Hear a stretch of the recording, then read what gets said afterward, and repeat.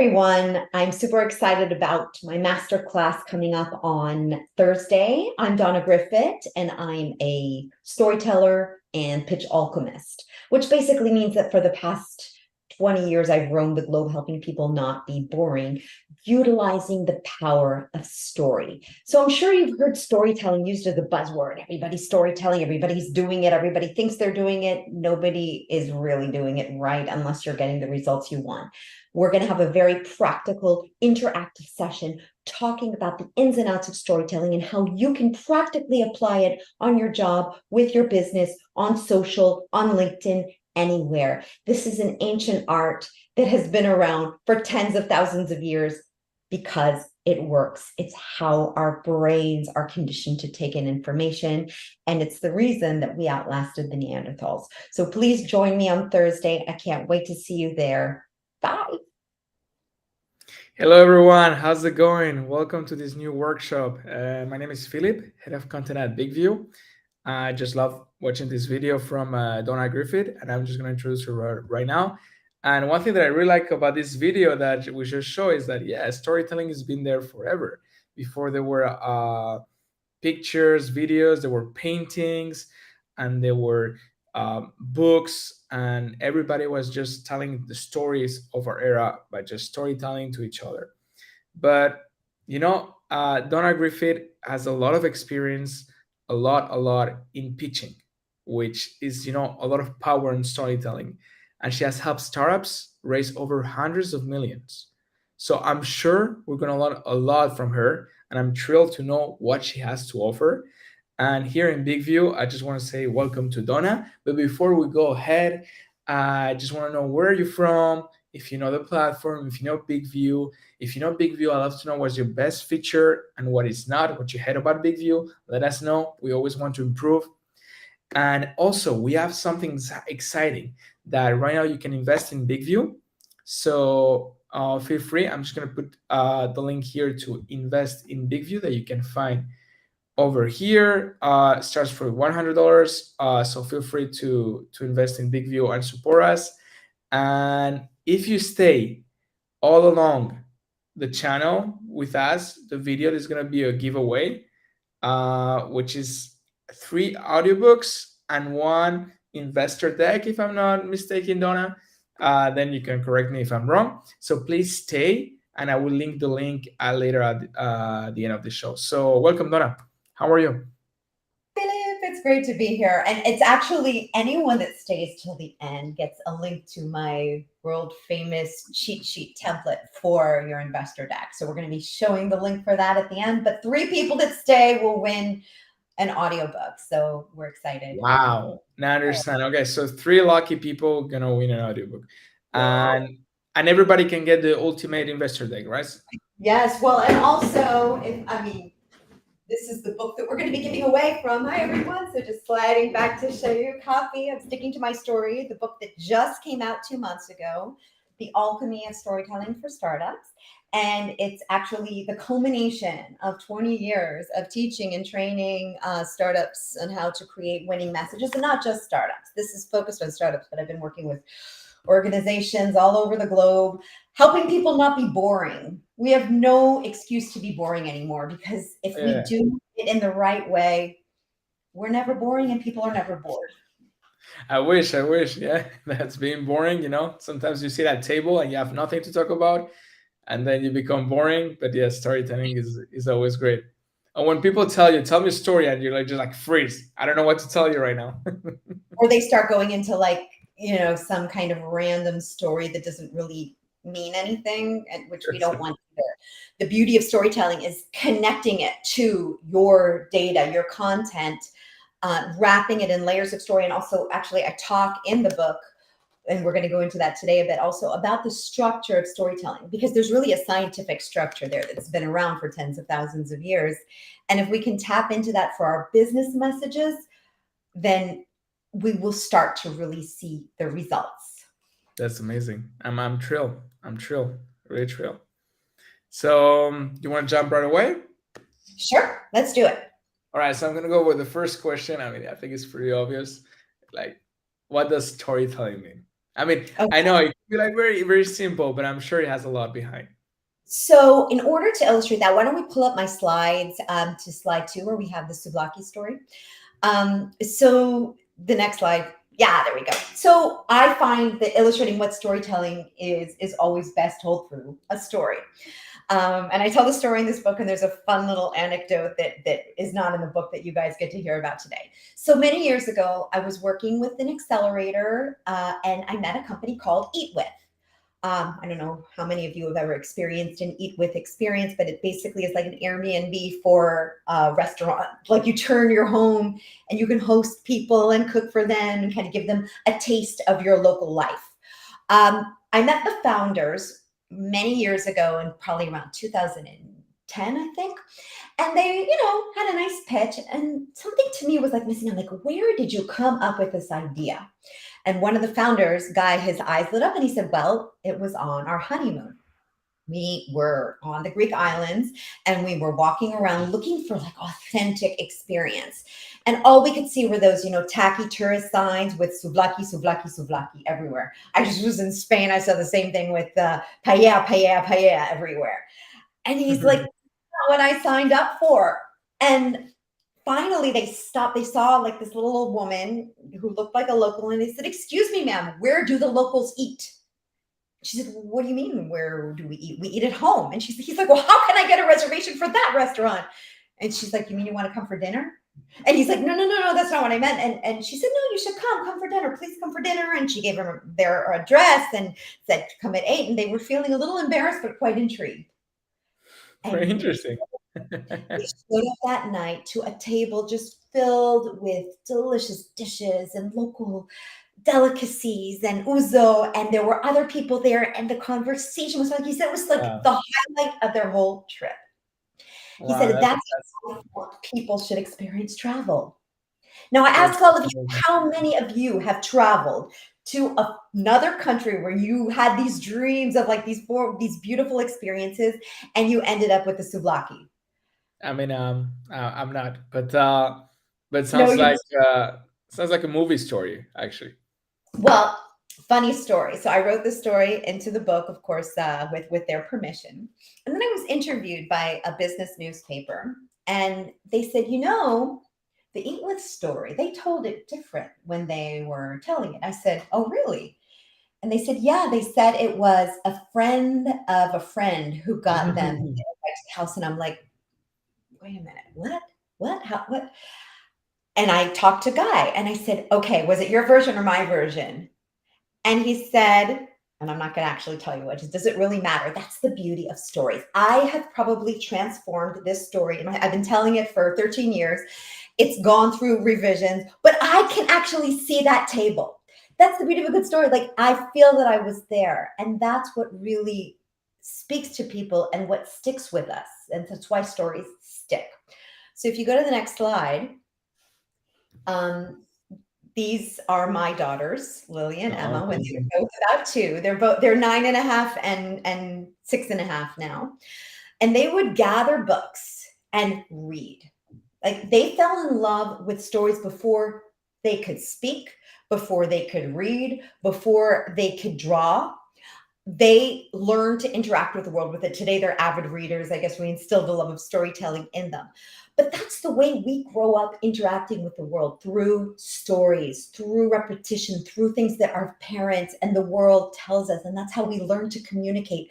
So the basic formation of our brains happen on a storytelling level. Next slide. And stories have that kind of magic.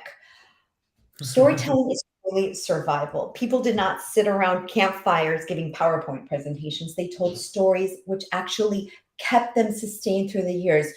About 36,000 years ago, we had our last hardware upgrade to our brain when we developed the prefrontal cortex. And it was about that time that we started seeing cave paintings. Suddenly, we were able to tell our story through drawing before we even had language and pass it down to generations. In fact, in the book Sapiens by Yuval Noah Harari, he said that the reason we outlasted the Neanderthals was our ability to storytell. So this is actually our survival as human beings. Storytelling is a big part of that. And you can go into the next slide. And also, stories are one of the only universal communication tools. Every single culture, every single religion, every single country, every single place in the world, people tell stories. It's a huge connector, it's a huge resonator, and people get it. People just like, now I understand what you mean. And it's amazing what happens when somebody's telling you a story and we're engaged and we're listening. Our brains start going, and then, Philippe, how you meet someone. Yes, I know, Dig, PowerPoint does seem to be archaic, but don't blame the tool, blame the content of it. But you know how, when you meet someone and it's just like, oh my gosh, we were so on the same wavelength. We so just got each other. You ever had that? If you go to the next slide, that is actually not just something that we say, oh, we were on the same wavelength, because studies show that when someone's telling a story and someone's listening, it's such a powerful experience that our brain waves actually sync up with each other. And that is a moment of great influence. So whether you are selling, raising funding for a startup, trying to persuade someone to join you, hiring an employee, talking to your peers, this is an incredible moment of influence. But it comes with one danger, and I want to talk about one last slide, and then we'll go off the slides for a while. But As can I George, can I can I ask a question? after this, I'll go off to questions. But George Costanza from Seinfeld said, "If you believe it, it's not a lie." So, telling That's to right. be powerful, that we kind of feel it's our own. Same thing, exactly what happened to me with Eat with Uh-huh. Story. Now, does it really matter whether it was invited by a local woman or by a friend of a friend? No. What matters is how it sticks. And so we have a license to create beautiful stories. However, I want to give a disclaimer. Storytelling is not lying. It's not making up your numbers. It's not making up what your technology can do. So we've had some amazing storytellers over the past few years, whether we're looking at Theranos or WeWork or some others that we can name, whose story didn't exactly stick to the facts. So I just want to be careful that I'm not saying, and so you have the opportunity to play with your story, to make it your own, but don't ever lie about your numbers or facts or figures. That will be found out. All right, on to questions. But that's my question. I mean, you say that, all right, you tell a story and you have the power to have that connection with that person, and it can bring connections, it can bring friendship, it can bring relationship, it can bring huge things to the world. Like, for example, a guy going to a dinner and just have open his business, that maybe his business is going to last all his life. Who knows? A lot of beautiful things. But my question is that, how do you actually become a storyteller? Because some people have gifts. Some people can go to a stand and just talk with people and make them laugh for an hour, and somebody can just be quiet at a table and say nothing, and then people have problems social. So how do you actually become storyteller? That's a great question. So first of all, I think we're all storytellers. I mean, we just had holidays. We had Easter and Passover and Ramadan, and we're all gathering with families. And when you gather, you tell stories and you hear stories. So everybody has stories to tell. It's just a question of linking in the right way. Now, storytelling is not just, oh, let me tell you a story. There is a very specific structure, which we're going to get into in a little while, about how stories are told. So if we go back to the very early days, before like Gilgamesh and the Iliad, and then the Greek tragedies and Shakespeare and Lear, they all wrote in acts, in chunks, and they all had a very specific structure. That what I did in the book is I took that structure and put it on to business presentations. And then we are able to kind of organize data in a way that people take in. So it's not just the ability to entertain people and to tell stories. I actually want to give you a method to become a storyteller. And it's something that'll work for everyone. And when you've organized your data this way, they get it, and you feel much more confident telling it that way. So you don't have to be a storyteller like I've made a career out of it for the past 20 years. Everyone can become a storyteller. So there is a need of structure in order to create it and be able to tell a story. Absolutely. So there's a few different layers of storytelling. There's the stories that we tell in our story, like the things that we're actually, like the souvlaki story or metaphors that we're going to give, but there's the overriding writing structure of it as well, which is I'm happy to go through in our slides in just a few minutes. So it's something that's going to seem familiar to you, and you might have heard it before. And and some people might say, oh, really? That's the structure? Yes, it's old. It's ancient. It's worked, though, for so many thousands of years, like you said in your intro. And applying it to our everyday messages is what really will help us give them the oomph that we need. Yeah, that's amazing. I mean, wow, yeah. I guess I actually want to learn about this method. Okay, so let's go back to the slides. The next slide that was on there. Go ahead, go forward. Okay, so this child is playing with Lego, right? You see Lego there? If an engineer in the room, they would probably say that's not Lego, that's Duplo, because engineer's job is to find, the mistakes there is we make. So how many people have played with Lego as a child? Can raise your hand, leave a comment. I'm still playing with my kids. So Your kids play with Lego. How many people have stepped on a piece of Lego in the middle of the night and wanted to commit mass murder of the Danish people who invented this oh instrument? yeah. I actually the other day my wife flew away because there was a Lego on the floor. Oh my God. That's painful. But And she had the babies like at this time I wanted to throw all the toys. That's what she said. oh my gosh. Oh my gosh. Yeah. Well, also you can't have the little pieces when you have little ones around. So that's why we do the bigger ones. So in an age of PlayStations and tablets and all kinds of technological doodads, how do you explain that Lego is still one of the most popular toys in the world? What's so special about Lego, Philippe? What do you think it is? I guess it gives you the freedom and creativity of building things from scratch. So There are building still things. there are still not too complicated. Like I Okay. think I think the tricky part of Lego is what to build. Like everybody can pile things on top of each other, but I think the tricky part is actually doing something out of that. Because Yeah. I end up seeing like even myself, I just put stuff, but I don't build nothing. I just put Right. stuff, but I see on the cover that you can build amazing things. So you can choose to go you build, or you could build your own thing. And we had also Chi said creating imagination. So Lego is the creative expression where structure meets flexibility. You can create whatever you want. You can build entire Lego lands, but you have to stick to the structure of building. You can't start breaking it and bending it and doing something else. So it's so simple that even a very young child with very limited motor skills can build a basic building. And then as we get more sophisticated, we can build more sophisticated things. But that releases and unleashes our creativity. And that's exactly what I want to give with storytelling. And I'm going to give you the Lego set in a minute, but I do want to truly brought up an important part with what we just talked about. If your story changes the actual occurrence of how things happen, isn't that non-factual? How is that not a lie?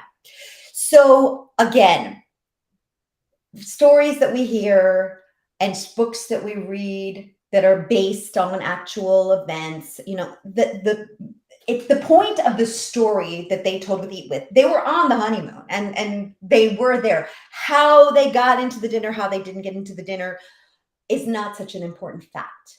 So it's not what's important. They were very factual with their technology and how they built it and everything. But the investors weren't sitting there going, were they in Greece? Did they meet a woman? Did they get invited? That part doesn't really matter. That's why I'm saying that stories become inferences. When does it get dangerous?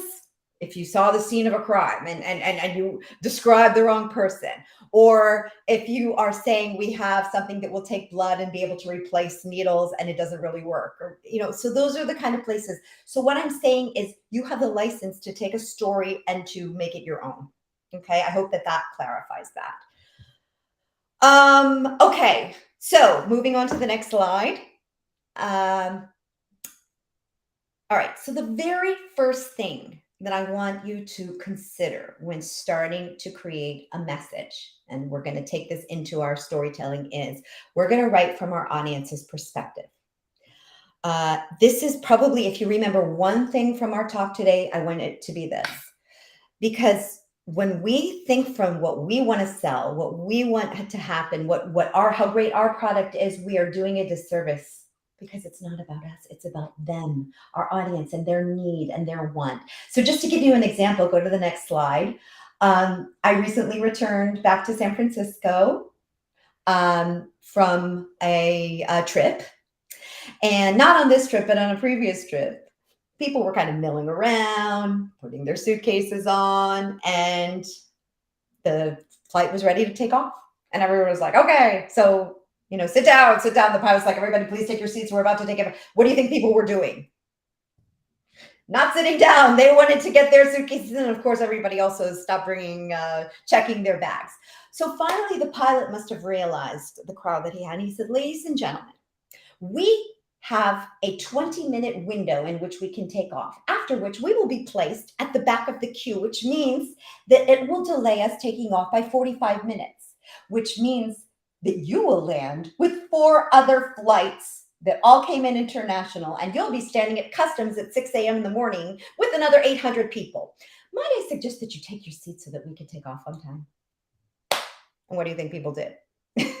Sit down. They sat down, because what do they don't care that the airline has to have their stellar record. They care about how it impacts them. So that's what we need to do. So if you go to the next slide, this is where I want to lay out for you the knowing their questions in advance. So you want to think of all your audience's questions. Next slide. And then you're going to make a whole list of all of your audience's questions. Put yourself in their shoes. Before you knew what you know, what would you have wanted to know? The who, the what, the when, the where, the how, the why. And then you're going to group those questions into chunks and answer those questions on your slides. Okay, so what I've done is I've taken, and you could go to the next slide, 4 of the most common presentations that are given in businesses today. Let's look at, yes. Oh, so you could skip this slide. We'll come back to that another time. We're a little short on time.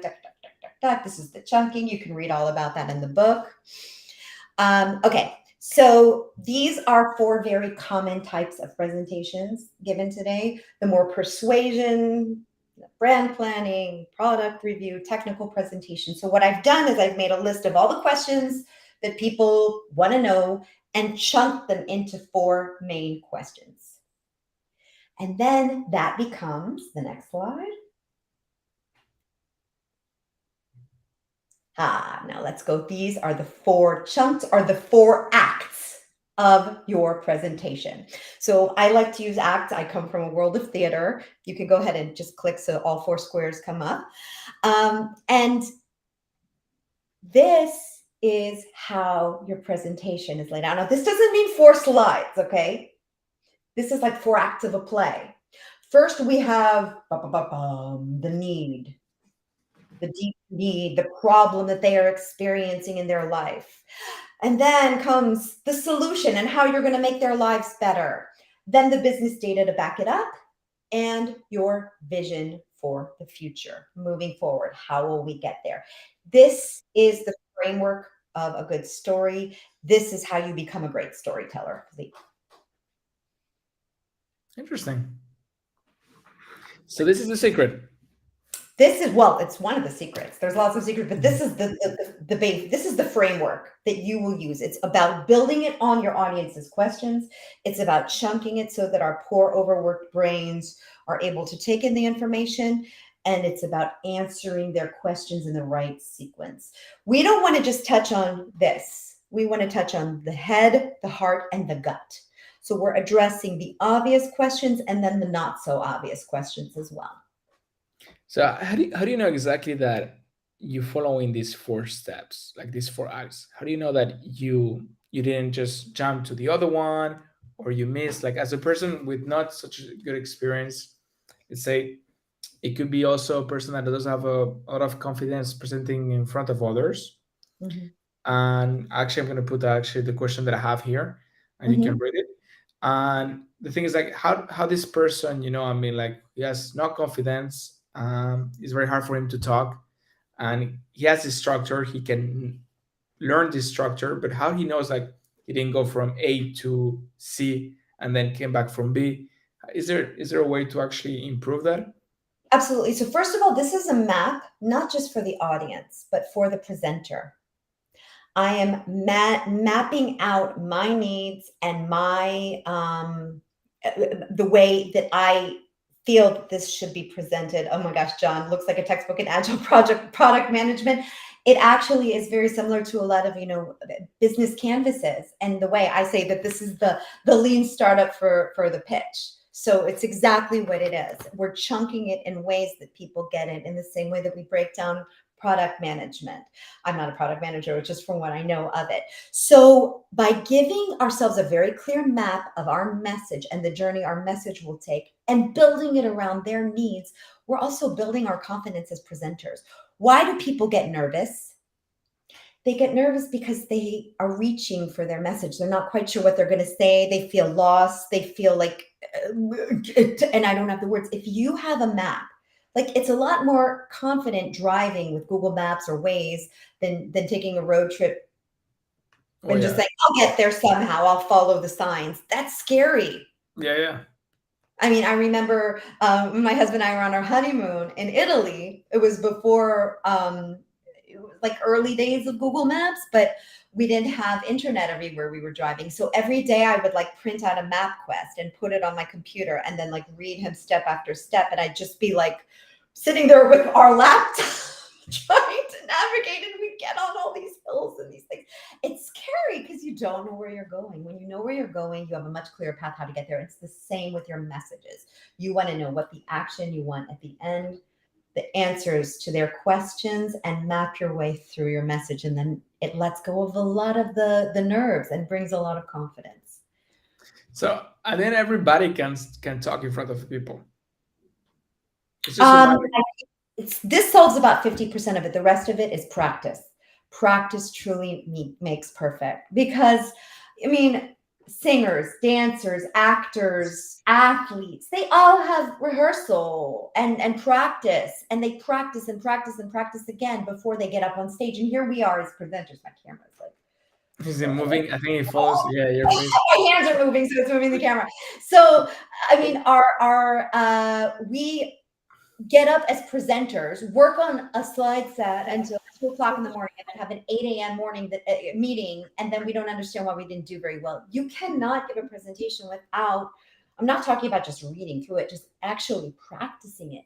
I had my book launches a month ago, and I wrote a new speech.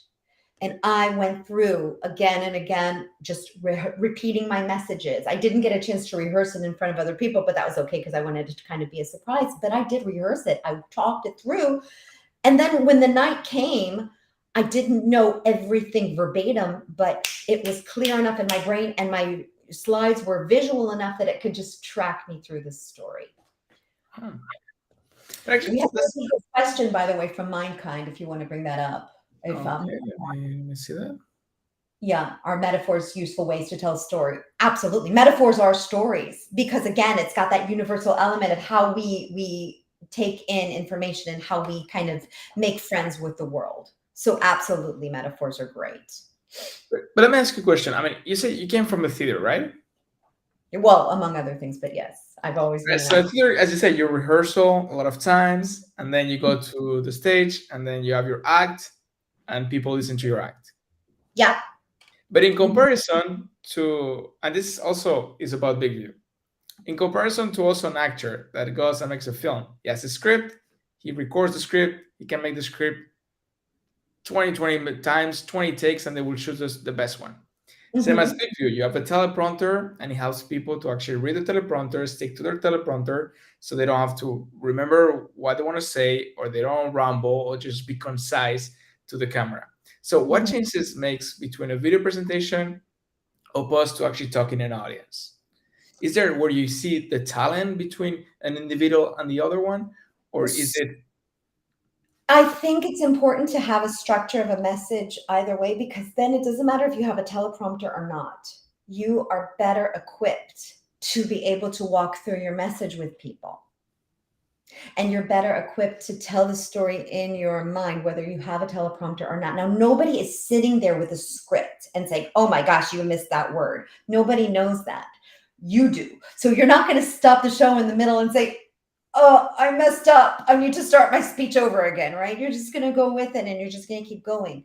But the more familiar you are with it, it becomes part of you. And the more you've structured it in a story way, the easier it's going to be for you.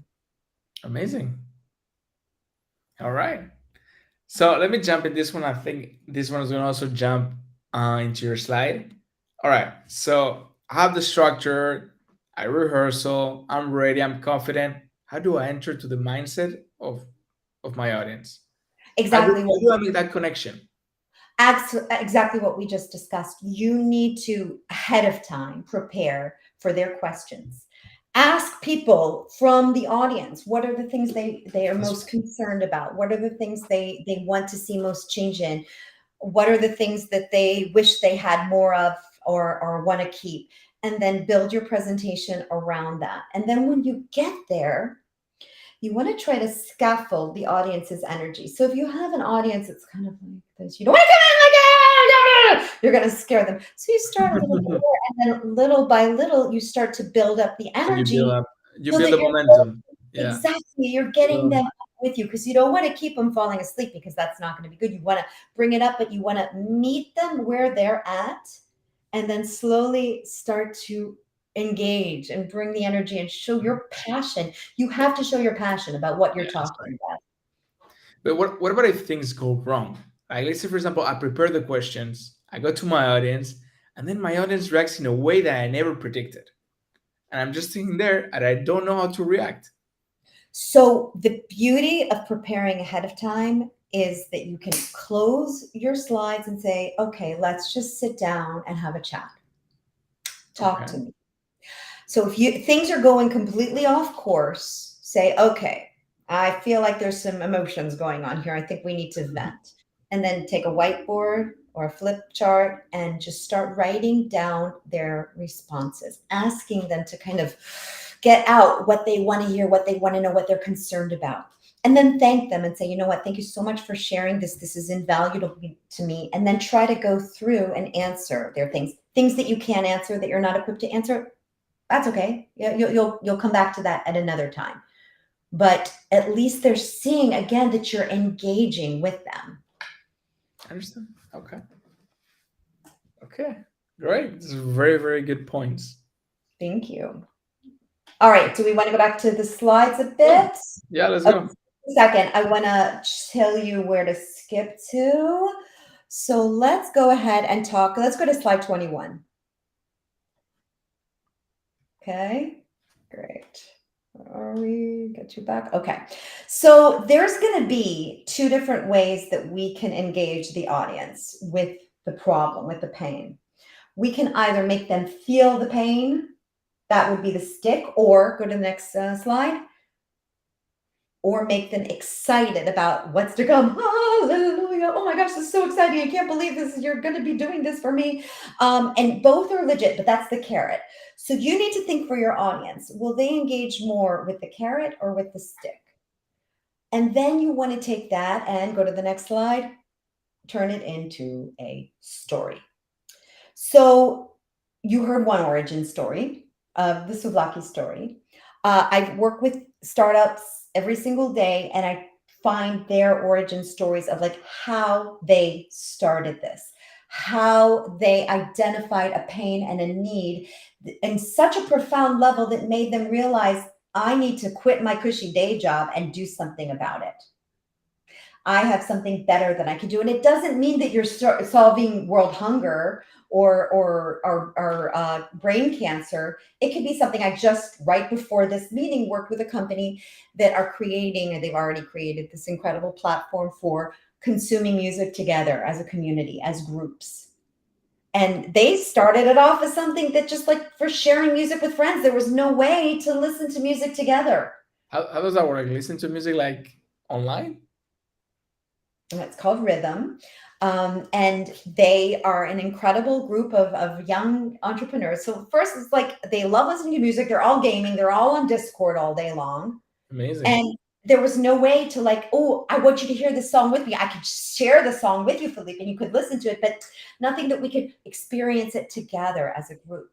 So the founder is a hacker, and he just kind of threw together some code, created a bot, and it was taking off, and it was great. And suddenly everyone was using it. And they realized, hey, we have a business on our hands because people were paying them on Patreon. They were making like $30,000, $40,000 a month. Wow. And then came YouTube and said, sorry, guys, you can't use us anymore. So what's interesting here is they had already started working with getting licensed.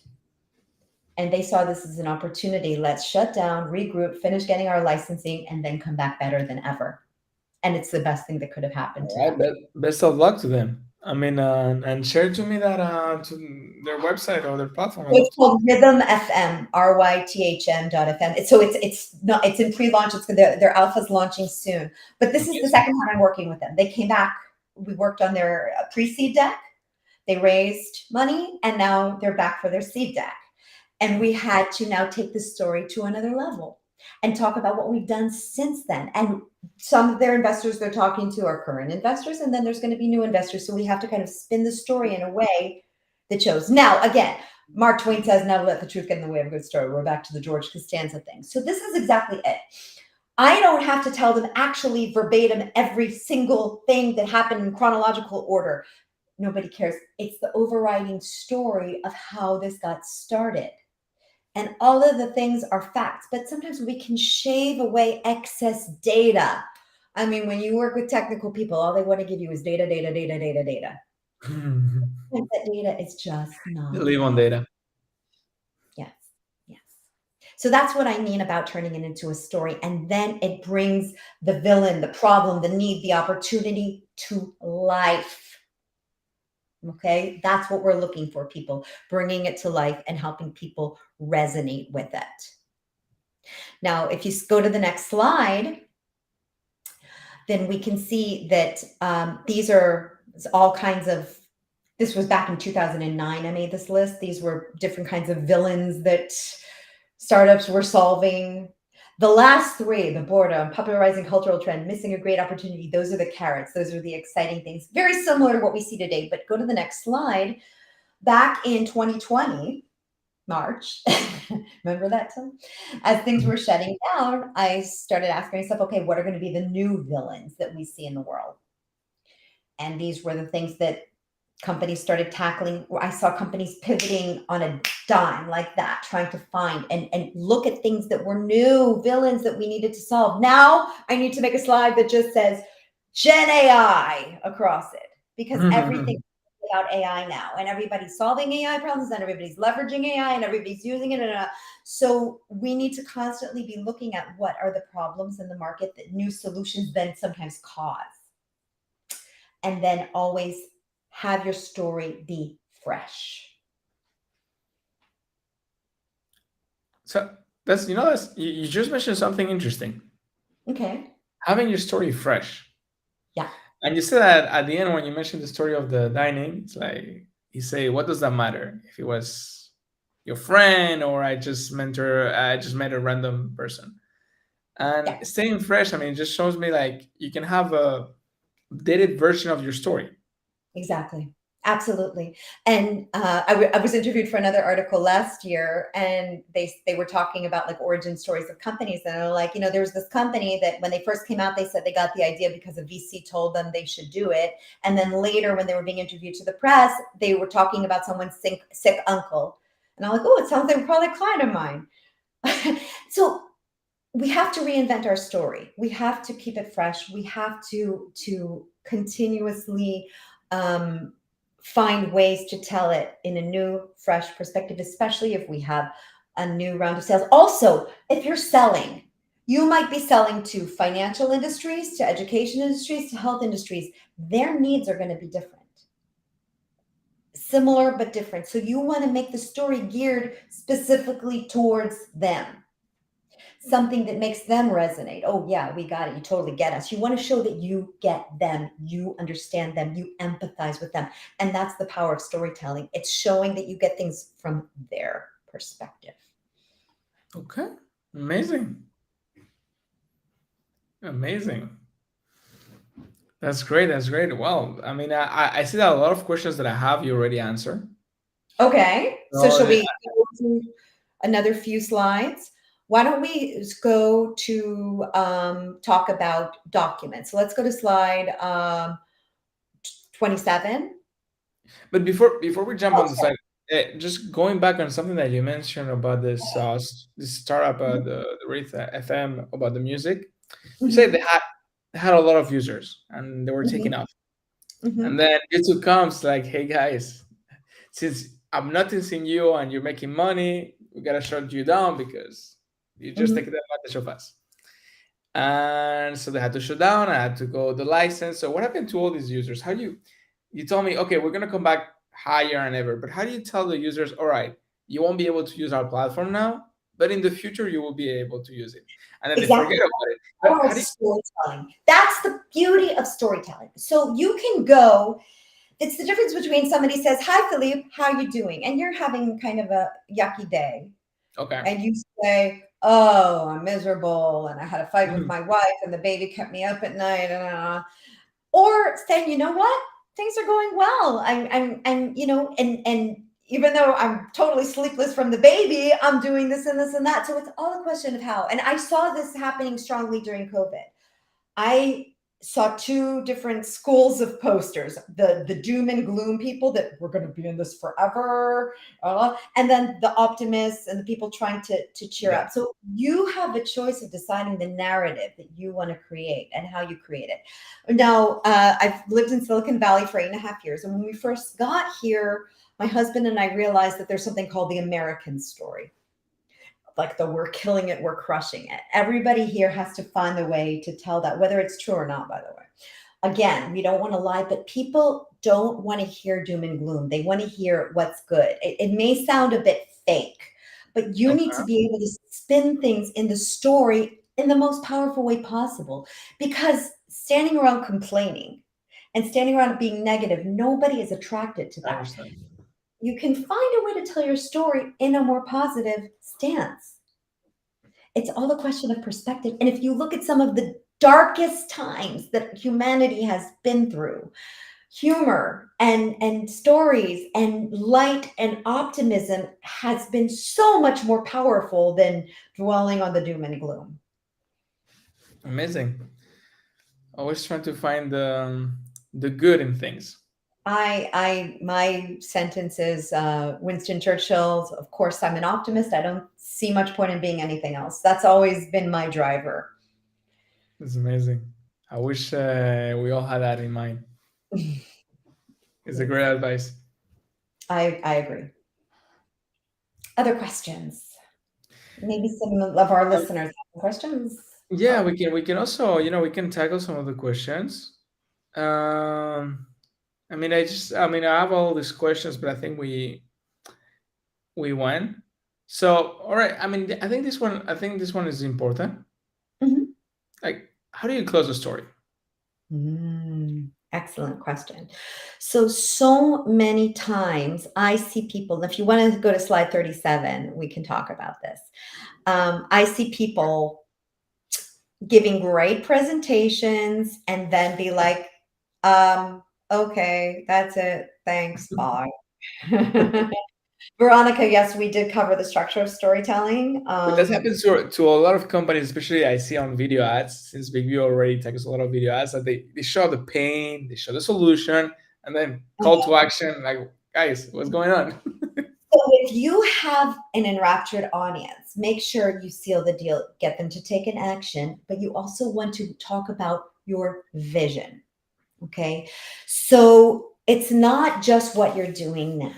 It's how big will this get? How inspiring will this become? Get them even more excited about what lies ahead, future features, future markets, future directions, a big quote by someone, something that gets them even more excited. So it's coming full circle with your story. You could take your opening story and then close it off at the end. You want to leave them as excited as they were at the beginning as they are at the end, because that's when the decisions get made. So you don't want it to kind of fizzle out towards the I end. understand. I understand. Veronica asked if we talked about the structure. So maybe we should just go back to the structure slide for a second. Yeah. I'll tell you Yeah. what slide to get to. Let's go to, what was it, Also, slide? everyone, if you wanna ask questions, is the time where we have 50 minutes left. So I think it's time to answer all your questions. But yeah, let's go. Let's Let's go with the structure. look at slide 18 so that I could just review the structure because this is super important. So this is the same structure we talked about for a sales pitch, but yeah, you could just click through it. This is for an investor pitch if you're a startup. So again, we want to start out. Now think of this in terms of a four-act play, a Greek tragedy, a Shakespearean play. First, we have the villain, the problem, something's wrong in the world, or the opportunity. So we're not starting with selling ourselves and how great we are, how amazing we are, how much we're going to change the world. We're starting with the understanding that there's this true need that's not being met. And you might want to have nice transition between that of, okay, other solutions, or the market shows that this is a need, shows some big numbers. And then after that, act two, your hero, your solution, how it's going to work, what it looks like. Then the business data to back it up, your current status, the market analysis, how you're going to make money, how you measure up to competition, what are your go-to-market strategies, and then finally that vision for the future. This is even bigger than we thought. So if we look at this through the eyes of the hero, this is like you're the villain, the hero's combat plan, and the aftermath after the hero has solved for it. What will happen then? And then finally, the key investment merits, sort of like a summary of like the best of what are the 6 things you really want them to remember. I hope that addresses that again for you, Veronica. Now, Dig just asked, I would like to know how to not get lost in the story and get the closure.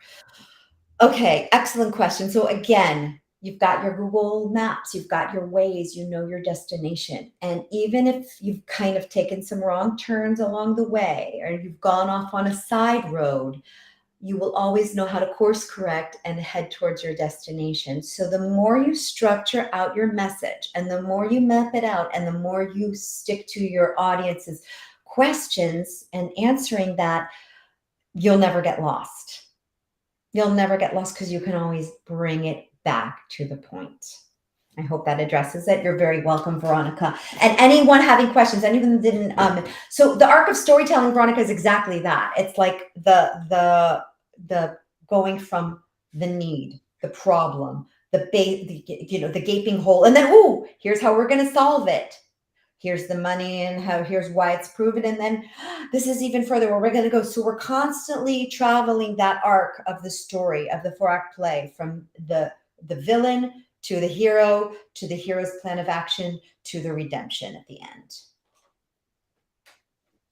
Other questions, guys? This is great. If you're thinking it, somebody else might be, so you're giving voice to other people. Yeah, I remember. Actually, I learned. I had a master's in TV production, and closer. Closer was a big thing. How to close a story, Absolutely. how to close a show, how to close everything. It's like it's important at the beginning. So there's one more. I do want to talk about something else that I think can also give you a special added ingredient. If you go to slide 35, let's talk about another secret ingredient that'll help you not get lost and make sure you're ending with power. So I call this the silver bullet, and that's the opportunity. All right. So go to the next slide. Nobody wants to feel like the guy on this next slide, like you're about to miss the train. FOMO, fear of missing out. If you look, the founder, one of the founders of Airbnb, Brian Chesky, put out a great blog that he resurfaced when they IPO'd a couple of years ago.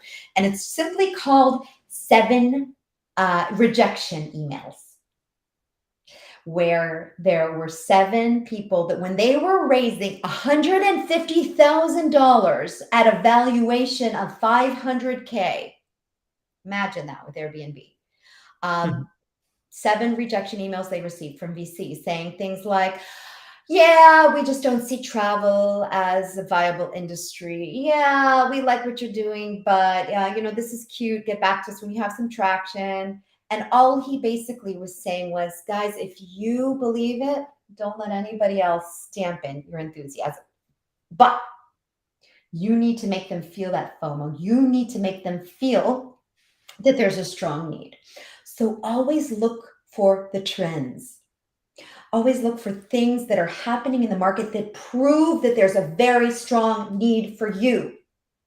For example, a behavioral trend, like a technical adoption or hybrid workforce, or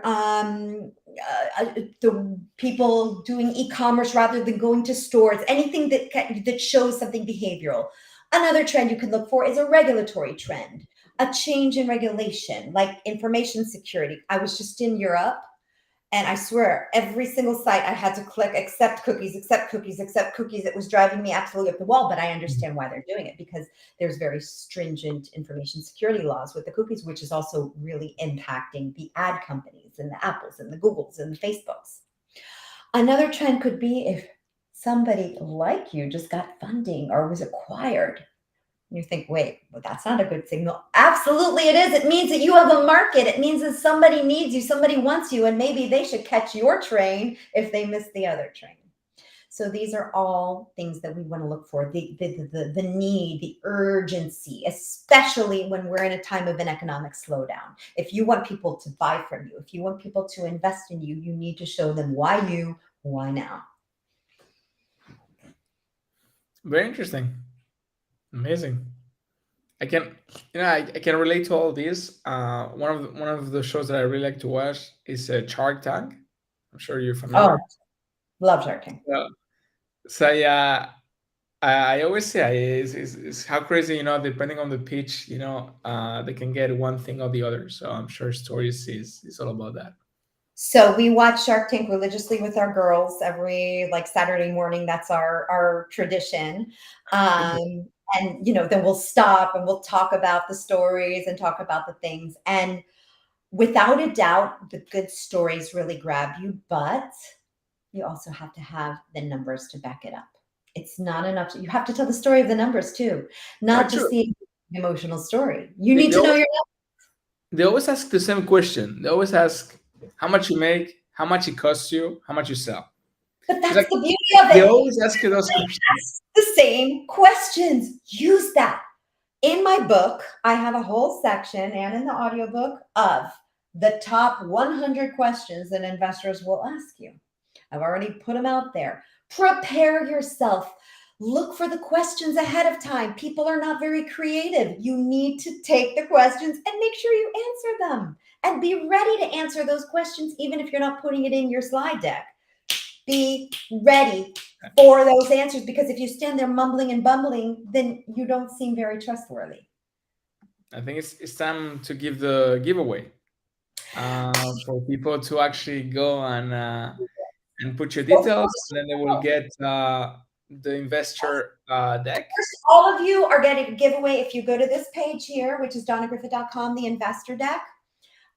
Scroll down. I lay out my secret formula cheat sheet for creating a winning investor deck. And if you scroll down, you can put your email in there, and I will send you a template of it that you can use for your investor deck if you're a startup. So that's my gift for everyone that's been here.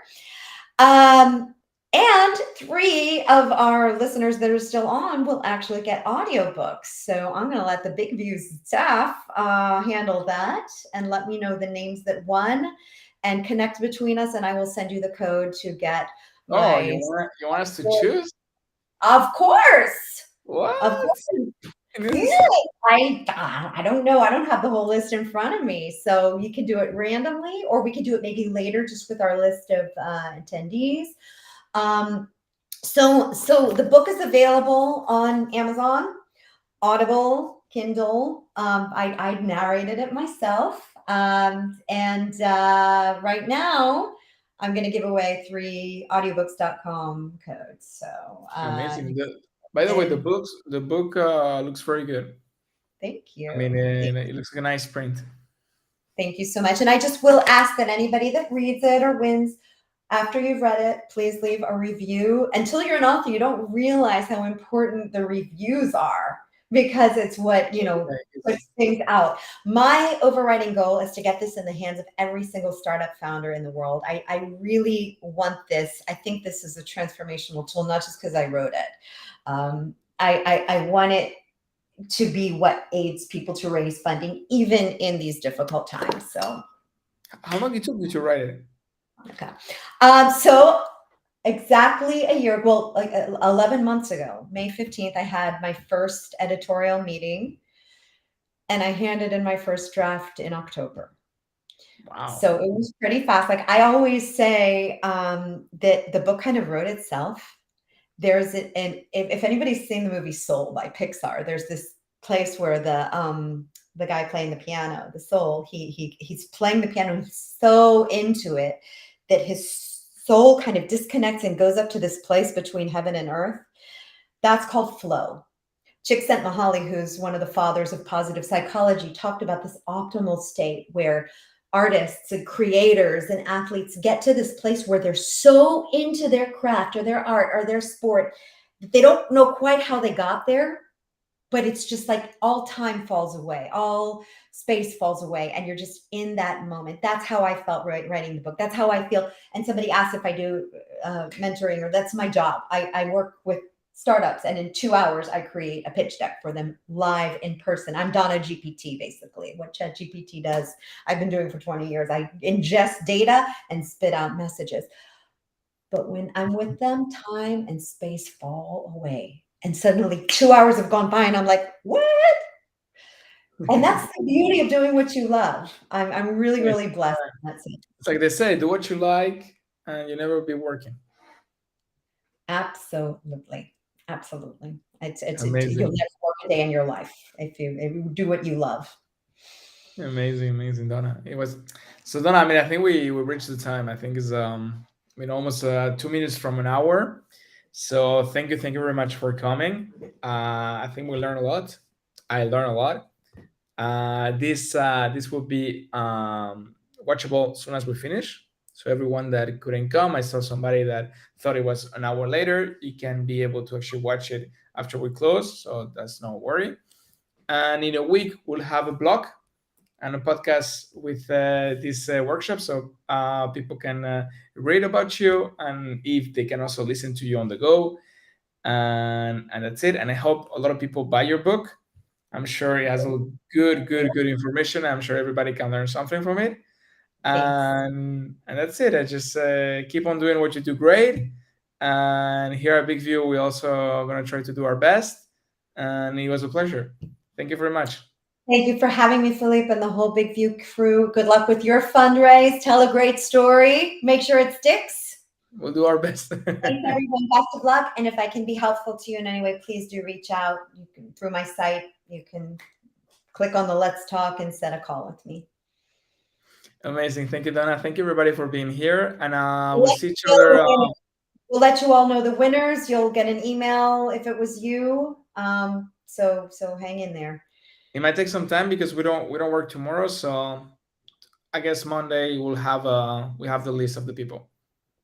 Don't worry, we'll get it. and don't forget, Monday we have a good webinar. So stay tuned on our channel and click the notifications because we're gonna announce the new AI feature from BIGVU and our fundraising on WeFunder. We already raised 160,000. So feel free to join us. Thank you, Donna, and have a wonderful weekend. You too. Bye, everyone. Teleprompter, create videos you're proud of. Easily trim your video by selecting the words where you want to start and end. Color your presentation with automatic subtitles and highlighting keywords. Add your brand logo. Add music for an emotional touch. Add your contact info on an animated business card on all your videos. Easily replace green screen with an image or a video loop. Stand out with a web page with your logo, your video at the center, and personalized button for visitors to interact. It's one tap to simultaneously upload your videos on Instagram, TikTok, and YouTube. Always know what to say next with the BIGVU teleprompter.